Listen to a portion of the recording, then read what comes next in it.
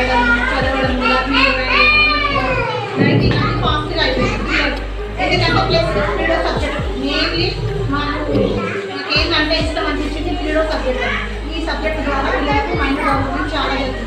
అది మీకు గమనించడం జరిగింది. ఒక నెల తర్వాత పిల్లలు మైండ్ డెవలప్మెంట్ చాలా జరుగుతుంది. ప్లస్ రీడింగ్ మాత్రం ఫాస్ట్ చాలా లర్నింగ్స్ అండ్ రేంజ్ ఏబిసిడీలు 1 2 3 ఇవన్నీ చెప్పడం. మరి ప్లస్ స్టోరీస్ కూడా చాలా బాగా చెప్తుంది.